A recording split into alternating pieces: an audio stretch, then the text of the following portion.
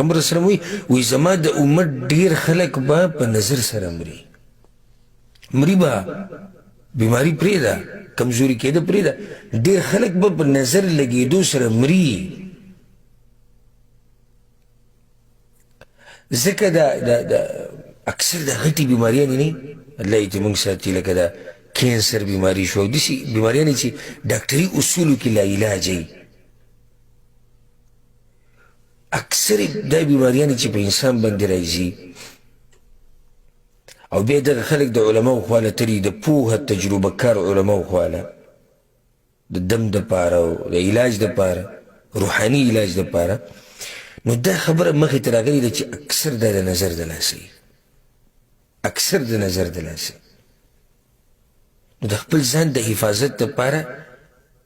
د ټولو نه مضبوط یقین موږ دا وایو چې نظر لګېده حق دی خو یېرېږه به نه لکه دومره یره به هم نه کوي چې هر څه دنه ګډوډ شي په الله به مضبوط یقین ساتي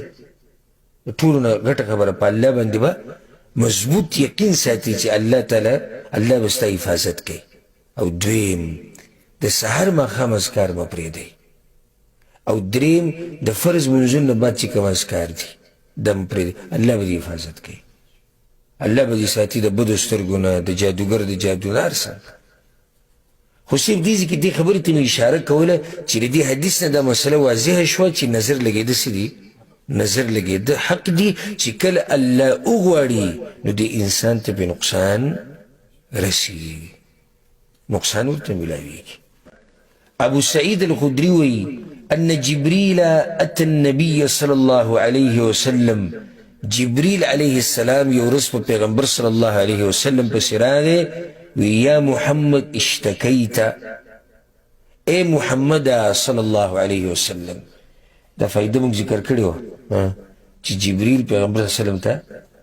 محمد سره आवाज کوي او یا به باندې چې راغی نو باندې چې خدای چې کم علم او یا به يهود نصارا وکاو او دین راو دا نه دی روا چاله چې پیغمبر ته مخامخ دې سي आवाज کړی وي جبريل وتوي يا محمد صلى الله عليه وسلم اشتكيت بماري پیغمبر ته بیماری فقال نعم او بیماری ما پیغمبر صلی الله علیه وسلم او بیماری نو جبريل علیہ السلام په دم واچو ګوره نو یو مسله خو ته دا ثابته شوه چې ته د یو مسلمان خواله ورشي او بیماري نو د دې انتظار مه کوه چې دی به تا ته ووایي چې په ما باندې دم واچوه خو ته پې دم واچوه الله به درله اجر درکړي الله به درله اجر درکړي او هغه به شفا ورکړي نو بعض دې ته ډډه لګولي چې ما ته به دا سړی وایي چې په ما باندې دم واچوه کیدای شي هغه دا نه خوښوي نه خوښوي په معنی د دې چې هغه دا غواړي چې زه په هغه حدیث کې داخل شم او یا زر کسان هغه حدیث دي یا کیدای شي د هغه نه یېري تکلیف پې ډېر او دې خبرې ته توجه نه تلي نو ته د خپل طرف نه به دم واچوه که نه جبريل علیه السلام اوس دې کې پیغمبر صلی الله علیه وسلم ته وی بیماري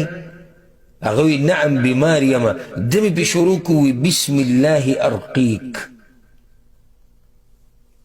دا دم یاد کې هذا جبريل علیه السلام دم دی بسم الله ارقیک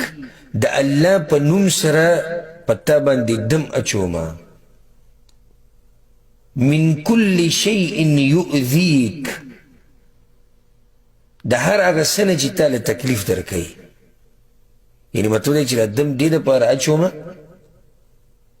په تا باندې چې هر قسمه تکلیف چې تا ته دی چې دا څه شي چې دا ختم شي من شر كل نفس او د هر شر او د هر نفس د شر نه او د هر نفس د شر نه او عین حاسد او د هر حسدګرې سترګې نه مطلب دا شو چې دا دم پتا باندې دې دپاره اچومه چې د هر شي نه وساتلی شي چې تا له تکلیف درکوي